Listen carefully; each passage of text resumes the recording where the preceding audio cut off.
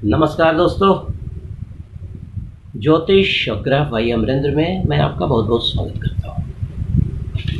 नक्षत्रों के सीरीज में ये मेरा 18वां एपिसोड है, जिसमें एक ऐसे नक्षत्र की चर्चा करूँगा जिसका नाम आते ही जो थोड़े बहुत ज्योतिष के जानकार लोग हैं, थोड़ी सी परेशानियाँ हो जाती हैं। जी हाँ, ये नक्षत्र वैसे ख़राब नहीं होता है, लेकिन लोगों ने बहुत सारी भ्रांतियाँ फैला दी हैं इसके राशि स्वामी के बारे में, इसके नक्षत्र स्वामी के बारे में।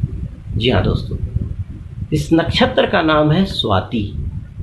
स्वाति नक्षत्र जिसके अधिपति शुक्र होते हैं, लेकिन राशि जो होती है वो तुला राशि होती है। तो अब यहाँ पर जो मैं चर्चा आपसे करूँगा, देखिए यहाँ पर क्या हो गया, तुला राशि हो गया, नक्षत्र हो गया राहु।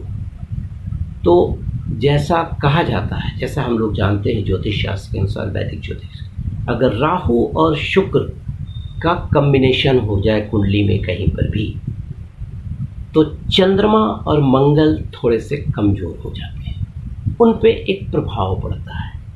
तो हम क्यों नहीं पहले ही से अगर जान जाए तो उन चीज़ों को मजबूत कर लें, स्ट्रेंथन कर लें अपनी कुंडली में। तो आइए चर्चा करते हैं स्वाति नक्षत्र। अगर किसी का जन्म स्वाति नक्षत्र में होता है तो स्वाति नक्षत्र के जो चारों चरण होते हैं, चारों चरण में तुला राशि होती है जिसके अधिपति शुक्र होते हैं। परेशानियां कहाँ आती है कि अगर आपकी कुंडली में शुक्र थोड़ा सा दूषित हो गया, उसके अलावा राहु भी वहाँ पर आ गया, तो थोड़ी सी परेशानी आती है। अगर गलत जगह पर प्लेस हो गया, छठे में बैठ गया, 8वें में बैठ गया, उसके अलावा 12वें में बैठ गया, होता क्या है, जब शुक्र खराब होता है तो अपनी सारी परेशानियों को वो बुध पर ट्रांसफ़र कर देता है। और बुध क्या करता है, विवेक का स्वामी है, आपके हेल्थ का स्वामी है, ज्ञान का स्वामी है, व्यापार का स्वामी है। तो यहाँ पर से थोड़ी सी परेशानियाँ शुरू हो जाती हैं। मैं बार बार कहता हूँ, ये वैदिक ज्योतिष आने के पहले नक्षत्रों का ही विवरण का विचार किया जाता था। नक्षत्र दिवस पहले बोला जाता था। तो नक्षत्र को दोस्तों ओवरलुक न करें, अब नक्षत्र को एम्फसाइज करके अपनी जन्मपत्री का ठीक से विवेचना कराएं, आपके ज़िंदगी के सारे प्रॉब्लम्स दूर हो जाएंगे। और आपके सवालों का जवाब भी मैं दे दे रहा हूँ। अगर नक्षत्र का प्रभाव नहीं होता तो किसी का जन्म अगर गणमूल नक्षत्र में होता है तो आप उसकी पूजा क्यों करवाते हैं, छोड़ दीजिए, क्यों करवाते हैं। अगर किसी की जन्मपत्री में 9 ग्रहों में अगर 5 या 6 ग्रह गणमूल नक्षत्र में आ गए तो उस आदमी या उस जातक का या तो सब कुछ बहुत अच्छा होगा, नहीं तो प्रॉब्लम आएगा, अचानक विस्फोट होगा। तो हमारे पास जितनी भी कुंडलियाँ आती हैं, मैं नक्षत्रों का भी विवेचना करता हूँ, डिस्कशन करता हूँ सामने वाले से। मैंने बहुत सारी ऐसी कुंडलियाँ देखी जिसमें 5-5, 6-6 ग्रह गणमूल नक्षत्र में थे। उन लोगों ने उसका उपचार नहीं किया, उसका जो और भी जो मेज़र होता है वो दिक्कत आई, उनको दिक्कत आई। तो मेरा अपना ये केस स्टडी है, मैं उस पर अध्ययन करता हूँ। तो चलिए आगे बढ़ता हूँ। पहले मैं स्वाति नक्षत्र पे बात कर लूँ। तो जैसा मैंने आपसे कहा कि अगर स्वाति नक्षत्र में आपका जन्म हुआ है तो चारों चरण में स्वाति नक्षत्र का जो स्वामी होता है वो राशि स्वामी जो होगा तुला होगा, और नक्षत्र स्वामी जो है वो राहु होगा। और ये जो तुला राशि होती है ये 6 डिग्री 40 मिनट से लेकर 20 डिग्री तक होती है, ठीक है।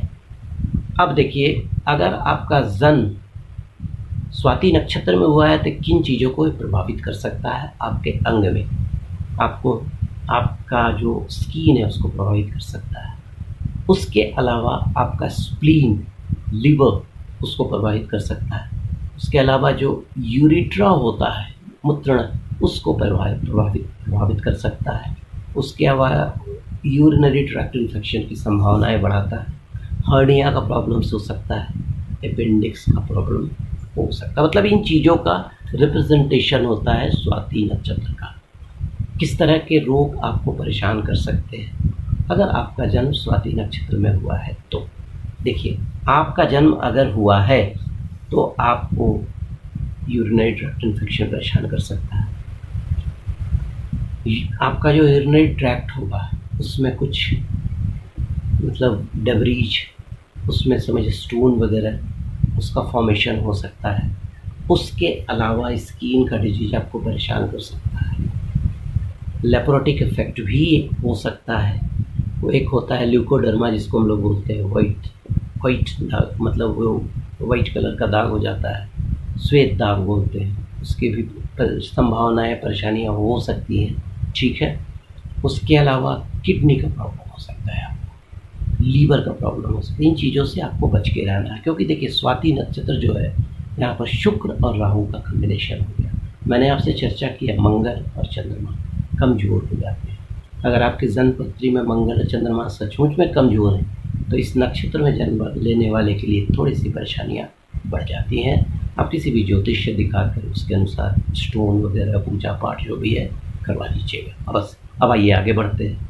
लेकिन इस नक्षत्र में जन्म लेने वाले लोग काफ़ी ईमानदार होते हैं, काफ़ी सौम्य होते हैं, नम्र होते हैं, बहुत जिडसस होते हैं, दिल बहुत बड़ा होता है। अपने पास 100 रुपया है तो 90 रुपया भी देने में भी वो परहेज नहीं करेंगे। ईकन डिस्बस ही और शीकन बहुत इंटेलिजेंट होते हैं, इसमें कोई शक नहीं। मधुर व्यवहार सबसे रखने वाले होते हैं। सहानुभूति जो होती है उनमें अंदर में कूट कूट कर भरी होती है और समायोजन प्रिय होते हैं। उनको हमेशा इस तरह का प्रॉब्लम रहता है कि मुझे किसी ने मतलब वो जो पैरानॉर्मल फोर्सेस है या भूत प्रेत इस तरह का भी थोड़ा सा उनको भ्रम रहता है। इस तरह की संभावनाएं उनको रहती है। उसके अलावा अगर सब कुछ ठीक रहा, नहीं तो फिर थोड़ा सा परिवार में, समाज में अपोजिट जो सेक्स होता है उसको लेकर परेशानियों का भी सबब कभी कभी बन सकता है, ठीक है। अब देखिए उसमें क्या होता है कि ऐसे जो होते हैं कि आदमी लोग के शत्रु काफ़ी कम होते हैं। ऐसा नहीं हो, विद्वान होते हैं, सुंदर होते हैं, ठीक है।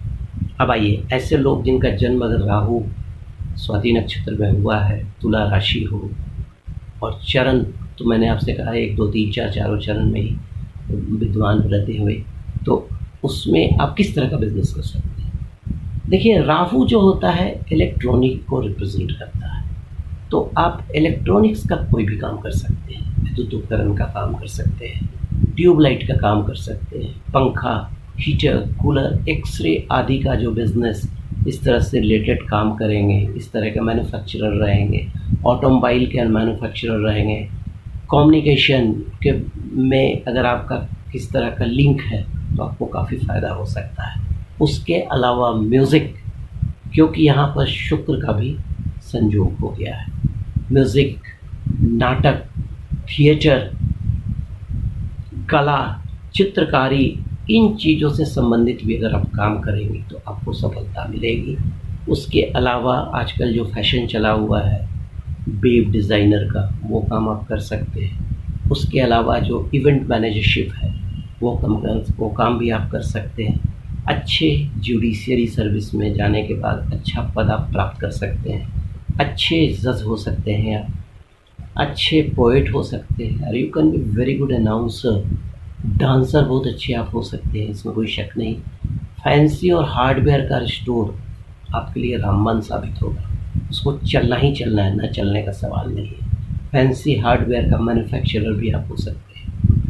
आप कोई भी स्वीट्स की दुकान, हलवाई का कोई भी सप्लाई का काम, जैसे मतलब वो क्या होता है मिठाई स्वीट्स वगैरह बनवा कर डिफरेंट जगह पे सप्लाई करवाने का काम भी आप टेकअप कर सकते हैं। उसके अलावा दूध की जो डेयरी होती है उसका भी आप काम कर सकते हैं।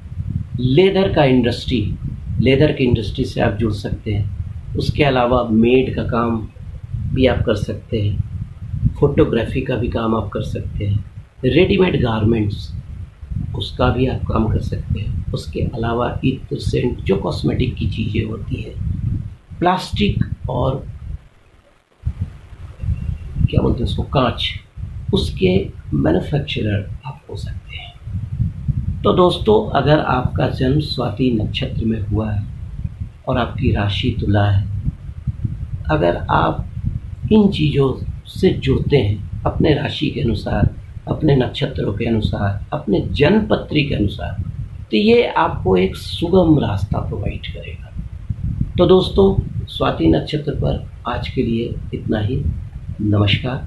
अगर मेरा वीडियो पसंद आया तो सब्सक्राइब बटन दबाएंगे और बेल आइकॉन भी दबाना ना भूलिएगा कि so that I could provide you when my new video arrives.